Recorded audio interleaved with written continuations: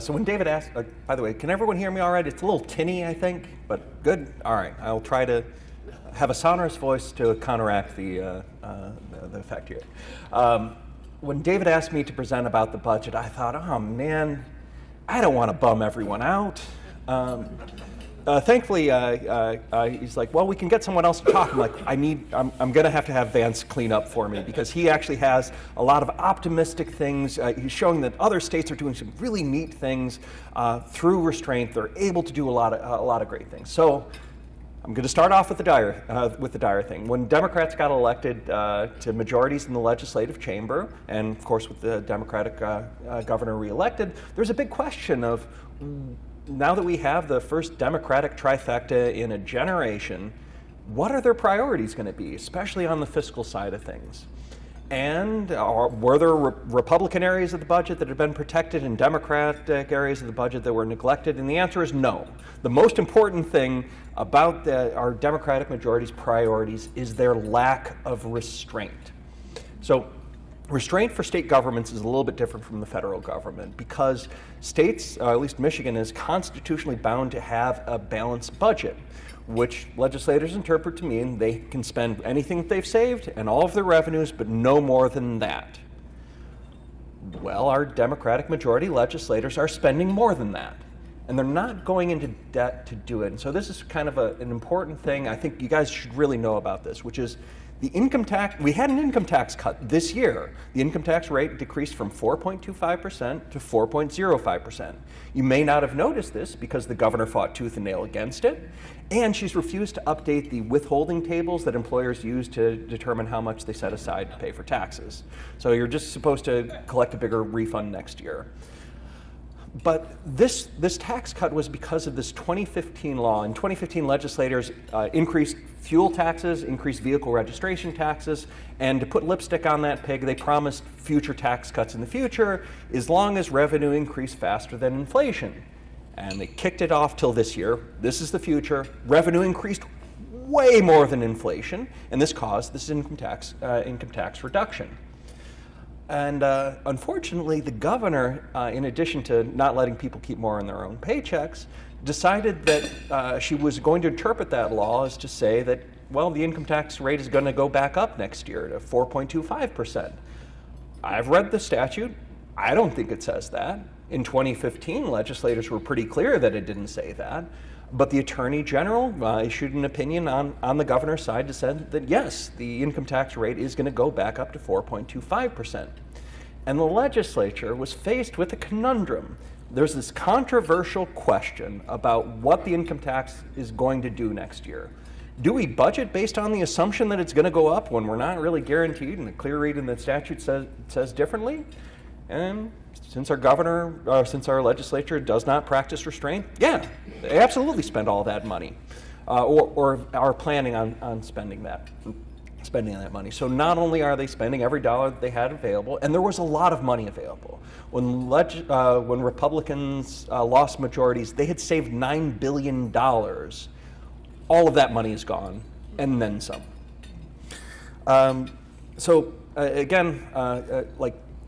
A prudent legislator would have looked at that controversial point and said, look, if this does actually happen, if it withstands legal challenge, maybe we'll spend it next year. But instead they decided to allocate all of that money that they're not entitled to.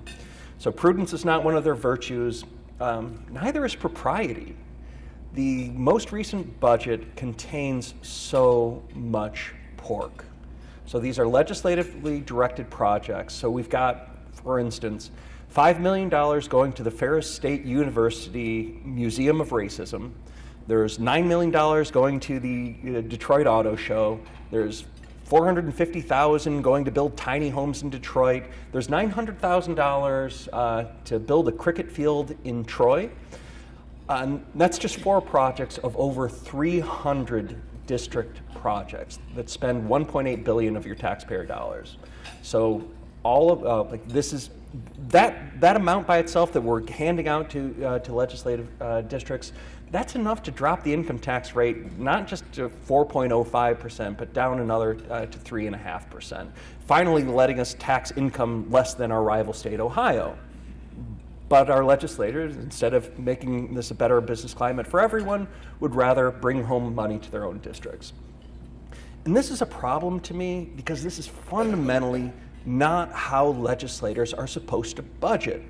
They're supposed to keep the interests of the state as a whole in mind when they're setting their fiscal priorities. In fact, this is one of the reasons why the state has this or the Constitution has this provision that says local and private access and money directed to a legislator's district has to get 2/3 approval in both chambers. And this year they did not get that. So there's an open question about what is going to go on with all of those district projects, and it's just a lot of revenue. Now, that's a matter of propriety to me. Like, it is simply inappropriate to do this. And in fact, have any of you heard of State Supreme Court Justice Thomas Cooley? He was a famous jurisprudent. That's what Cooley Law School is named after. And he had this really important decision back in the 19th century that I think just put it correctly. He ruled that the state, all state spending has to be for public purposes, not anyone's private interests. In fact, his quote was, "The state can have no favorites. Its job is to provide, is to protect the industry of all and to give all the benefits of equal law." That's not what you get with these district projects. You get someone's narrow self-interest in their districts. In fact, they're following more, instead of Cooley's vision for what legislators should be, what H.L. Mencken, the famous newspaperman in the early 20th century, thought, which is what he said, that government is a broker in pillage and every election is a sort of advance auction of stolen goods.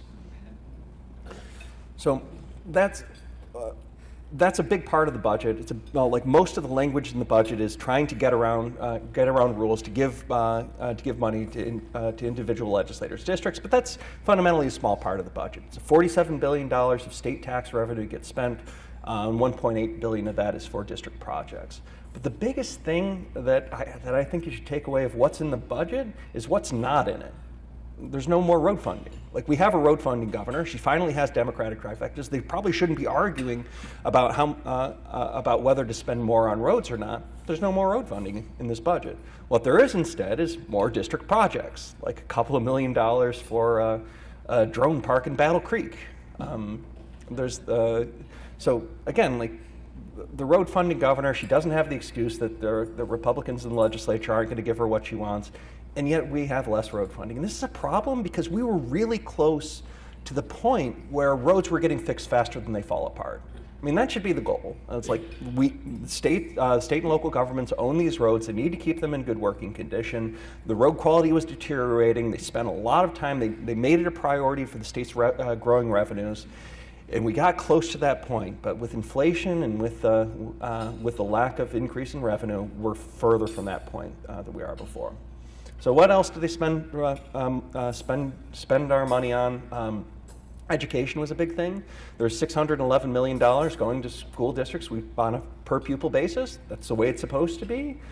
We hope that our local school districts adequately spend that money to improve educational outcomes. But as we've seen with their COVID spending, they tend to just spend revenue without improving education outcomes. But there was a lot of other things in the education budget too. There was our $200 million for district consolidation grants. This weird view that that school districts have to be bribed in order to save money. There was another $200 million for paying down teachers in certain school district student loans. And I just don't know what even theoretical connection they have to how we're going to improve education outcomes by paying the teachers that are already there as student loans they took on themselves. But the biggest fiscal priority, though, was not in the budget. Lawmakers have approved so far just this year $4.1 billion in selective business subsidies. So you've seen like the headlines of awarding Ford a couple of $100 million. A bunch of the Goshen project in Big Rapids. And the biggest problem with these is, again, this is not the way that the state should be doing business. we shouldn't be picking winners and losers, or we shouldn't be writing big checks to big companies. We shouldn't be picking winners and losers. We should be making this a better business climate for everyone, because that's what actually works. These selective business subsidy programs are unfair to everyone who doesn't get a big check from the government. They're ineffective at creating jobs. They fundamentally do not do things. They fall apart. They waste taxpayer money. All that money that we spend on these companies would be better spent someplace else. And of course, they're expensive to state lawmakers. Again, but our progressive Democratic lawmakers look at this and say, well, we're losing jobs. We need to make it appear that we're not, so we're just going to write big checks to big companies. Now, that's kind of the stuff that's been going on in just this past year, but we're kind of, the important thing, though, is these long-term trends that we're facing. So this year, the budget increased around 7%. It's $47 billion. But when I look at the revenue trends, I notice that something has changed. So it used to be from like 2010 to the pandemic, the state budget was increasing. It was increasing faster than inflation, just by a little bit. Since then, the state's been making money hand over fist. Revenue has spiked and it's not coming down, and our legislators are spending every single dollar that you have.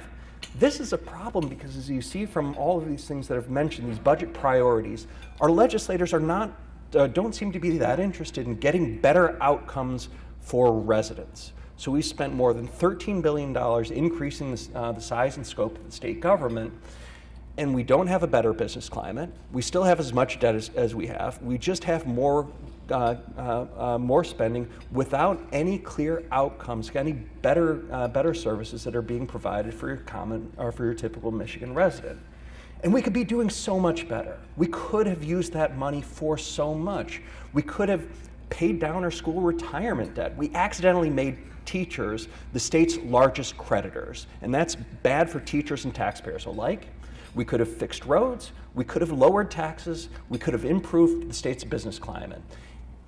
So those are things that we could have done, and these are things that other states are doing. There are benefits of a restraint, and other states are tapping into them. And this is something that I'm really encouraged about, because when I look around at other states, I see a lot of legislators doing some good things, of practicing virtues of prudence and propriety, and using that to improve outcomes for other states. And so I'm really excited to introduce Vance again. So I've known Vance for a long time. I had him on our podcast, The Overton Window, about his project. It's called the Conservative Texas Budget, where he just asked state legislators in Texas to spend less. And I thought there was no way they would listen. There's so many spending interests that try and get legislators to spend every dollar they have available. There's no way that one guy saying just spend less is going to get heard. He got heard. With him and his friends at the Texas Public Policy Foundation, they've been able to keep spending restrained, and they've used that to lower taxes in Texas. And he's not doing that just in Texas anymore. He's helping other states do the same. He's one of the leading voices for restraint. I'm really excited to have him here. So Vance, come on up and tell us what we should be doing. Yeah. Thanks, Dave. Thanks, man. All right, it's really a pleasure to be here today. I talk loud. Is that loud enough? Okay, good. I was a professor for a while, and so I would teach a group of about 150 students. So I would just project my voice to everyone, and I'm just loud to begin with. It kind of runs in my family. So it's really a pleasure to be here. James, thank you for the introduction, and Dave, it's good to see you, and for the introduction, and for being here. It's actually my first time to be in Michigan. It's a great place. We went to Lake Erie last night and took a boat ride. That was beautiful. And so it's really a pleasure to be here. I've heard a lot about Michigan over the years and the right to work battles and everything else. So there's a lot of key reforms that I think need to be done. And look, Michigan is a great place. Just talking with many of you this morning, it's got great people. From what I understand, it's a great culture. There's a lot of great places to go and visit, and schools and everything else that's going on. The problem is the policy. The policy is driving people to other states. The policy is driving businesses to other states. And the policy is not helping families as much as what it should. And so I think what they're doing at the Mackinac Center has been great. It's a fantastic organization. And I think what they're trying to do is to bring about those policies that actually work.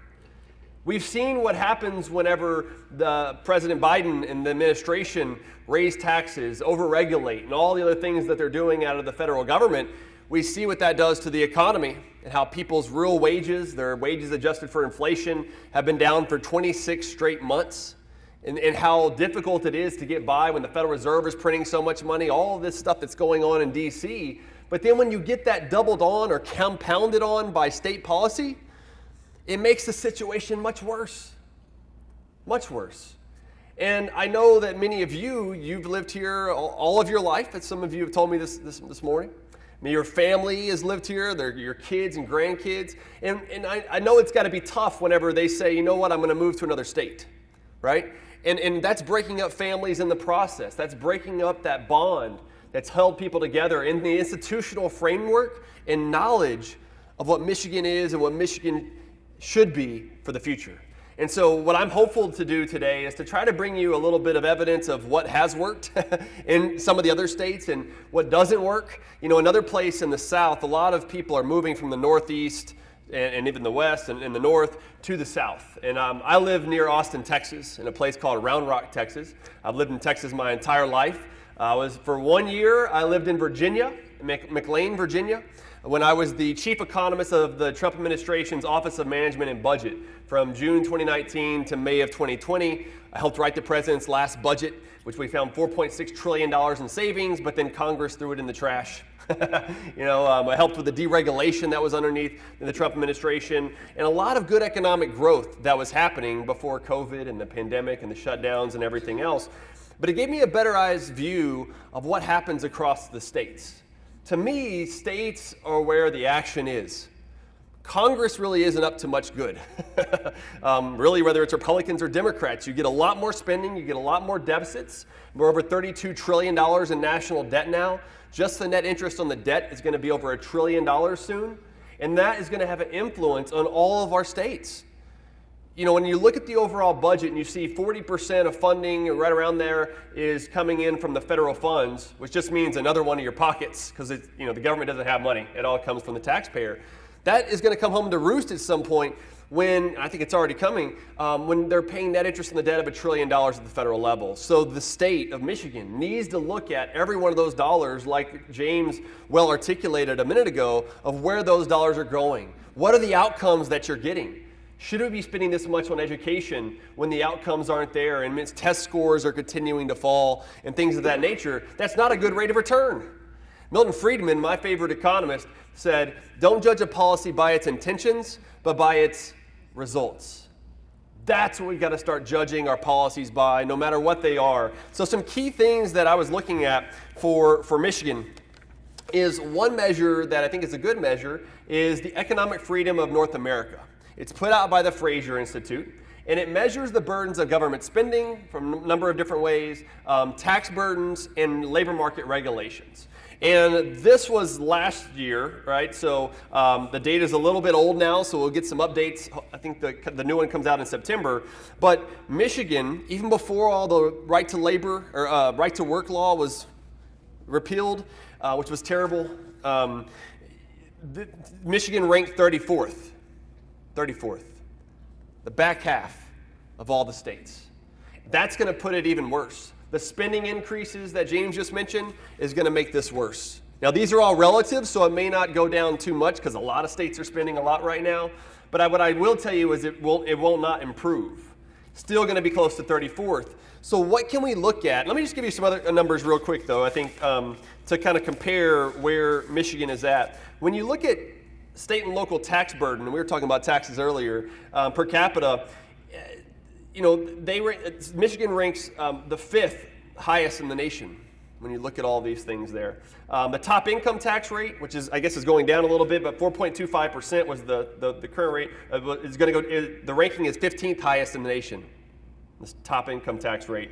The corporate income tax rate of 6%, the top rate there, that ranks 27th. You look at state and local sales tax rate, 6%, that ranks 38th. And so when you look at each one of these areas, tax and fiscal policies matter. I wish they didn't.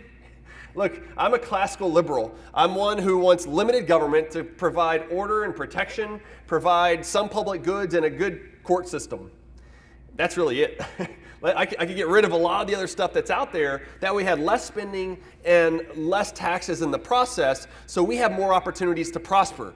That's what I believe God's calling is on my life, is to let people prosper. That's why I named my podcast, Let People Prosper. My website, vanceguillen.com, you'll see Let People Prosper everywhere. This is what I do. It's why, coming from a first-generation college student, from a single-parent household in Texas with my mom working many jobs and living poor in Houston, that I decided to not only play drums, which I'm a drummer, and played with a rock band for a while, which is a lot of fun. But I decided to go on to get a degree at Texas Tech University in Lubbock, Texas, to get a PhD in economics. Unheard of, right? And then got to go to TPPF, work on public policy, work on the conservative Texas budget, work in the White House, of all places, right, with the Trump administration, which was a whole other story by itself. Found myself in the Situation Room whenever COVID hit and asking, how is this going to influence the economy? And for somebody who was a first-generation college student, sitting in the room with folks like Larry Kudlow and Kevin Hassett and others was just a remarkable experience to say, look, we cannot shut down the economy. This is going to be destructive for so many things. We saw what happened afterwards, and state governors started shutting things down. But this also changed the mindset of a lot of states because there was so much spending. All the federal spending that was out there, a lot of it went to state and local governments as quote-unquote free. Nothing is free, okay? But quote-unquote free money that's going out. And we've got this spending binge that's going on. It's not just happening in Michigan, but it's happening in many other places across the country. And that is what I've been kind of using a lot of my time and skills set now to say, look, there's a better way. There's a better way, and the better way is by restraining spending. So let me go back to this Economic Freedom of North America report and tell you the top 5 states that rank the highest, the best in economic freedom. Number 1, New Hampshire. Number 2, Tennessee. Number 3, Florida. Number 4, Texas. Number 5, Virginia. And actually, you know, Florida's and these states move just one over another. I think some other data show that they're number 1 now, but they're all very close when you look at the scores. What is different about these types of states compared to places like Michigan? I said ranked 34th or in the 30s, but you also have the bottom 2. Anybody guess what the bottom 2 are? Yep. New York is number 50, California number 49. Vermont is down there as well. And the reason why is because they have so much excess spending. They want to spend money on everything under the sun and continue to increase spending with no sort of relief for their people, which then means they have higher taxes as well and high labor market regulations. And it gives us a guide of what we should do and should not do. One of the other things that we've seen that was just reported here recently, the Northeast, you take all of that GDP, 6 states in the South now have more GDP than all those Northeast states. When you look at Massachusetts, New York, and all those, you think about Texas and Florida and Tennessee and Georgia, some of those states that are in the South have more economic growth. Because why? So many people are moving there. In economics, we know that incentives matter. And people move with their feet when they want a change. And it's primarily the people with income that tend to move. And so when you have a net out migration of people, like places like Michigan or Louisiana where I do some work, or California or New York, where are they moving? New Hampshire, Tennessee, Florida, Texas, Virginia, right? These are the types of places that they're moving because one thing is, I think, no personal income tax. You know, whenever I moved to McLean, Virginia, and I looked at my check, I looked at the pay stub and everything, and it said state income tax, I almost fell out of my seat because I had never paid a state income tax because I've lived in Texas my entire life. You know, Texas Constitution prohibits a state income tax. There's also a prohibition on statewide property taxes in Texas as well. Now, there are other problems with Texas. Texas has a high property tax burden, the 6th highest in the nation, but they're trying to do some things with that, and that brings me into the need for spending restraint, which we've been working on a lot in Michigan with Mackinac Center and with James on the Sustainable Michigan Budget. The Sustainable Michigan Budget is very simple. It just says, let's take what was appropriated last time, by the legislature. Let's increase it by population growth plus inflation, which is a good representation of the average taxpayer's ability to pay for government spending. I don't really care how much appropriators want to spend. They don't have any money. It's all coming out of your taxpayers' pockets. I want to know how much taxpayers can actually afford. And that gives you a good measure. Now, it really becomes more like inflation because population growth is very minimal, if not declining. And so it's really just looking at inflationary pressure. And that's only a maximum. I think what we would like to see is the budget actually coming down, because when you look at over time, the cumulative cost just over the last decade is about $2,000 more just for state funds for a family of four. What does that mean? That means that a family of four per year is spending about $2,000 more in taxes than if they just had matched population, inflation, and spending over time. That's more money in people's pockets. That's more for economic growth and investment and everything else that's out there. These are simple things. Just another big number to throw out there for you. If we did this at the federal level, which I've also been working on that, the Responsible American Budget, it's matching population inflation. Instead of $19 trillion added to the national debt over the last 20 years, it would have been an increase of only $500 billion in debt over 20 years. Just simple reforms. That doesn't mean you need to cut the budget, although some of us, including myself, would say you should do that. But it just says that we need to rein in the growth of government spending. Government should, you hear this oftentimes, right? The government should spend like a family. Have y'all heard that? I don't think that's quite true. I think that politicians should spend more conservatively than a family, because it's not their money.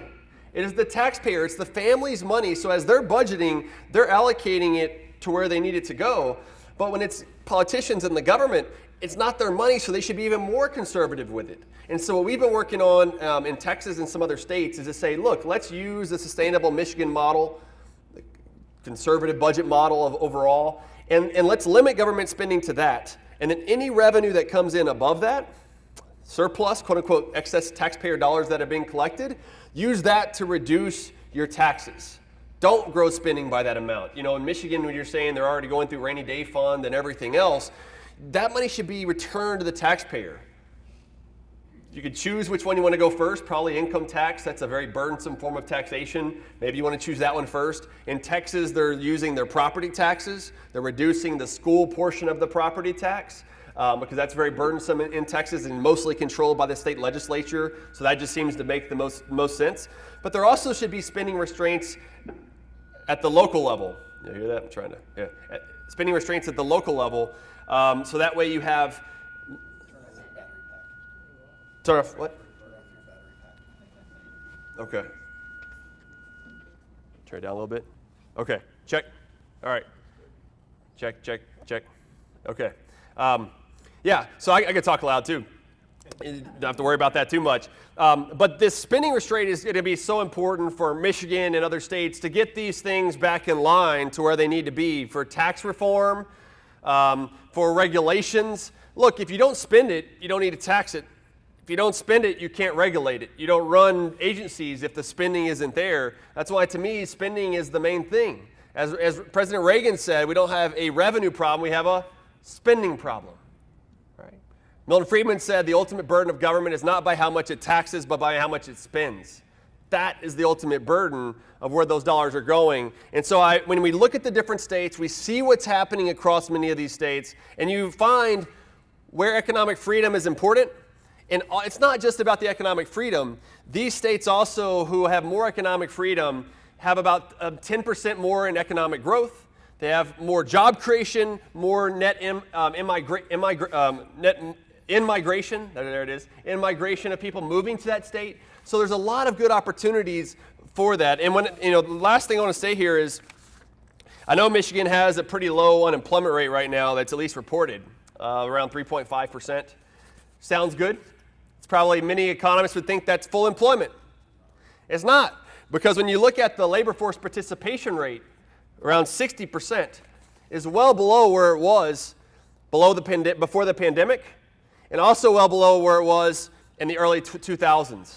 That was kind of the peak, and then it started coming down after that. And so when you have people moving out of the labor force, what happens? the unemployment goes down and the labor force goes down, bringing down your unemployment rate. That's how you calculate the unemployment rate, unemployed divided by the labor force. So fewer in the labor force actually makes the unemployment rate look better. That's why the unemployment rate, from an economist perspective, is not a good measure. You should look at other measures like the labor force participation rate, the employment to population ratio, and that is where you show a lot of work that's needed to bring back the Michigan dream, making sure that Michigan can be the place for you all, for your families, children, grandchildren, and for the future of Michigan. Because there is going to be a dynamic that's happening right now across the states, is a lot of competition, which is great. In our system of federalism, this laboratory of competition that we have is extraordinary when you have about 43 states that are lowering taxes. You have, I work with 12 other states on spending limitations, and about 10 out of those 12 are limiting spending to population growth and inflation, no more than that. And so there are a lot of ways to really start to boost economic growth by getting government out of the way, and we need to do that sooner rather than later to make sure that Michigan can grow and ultimately prosper.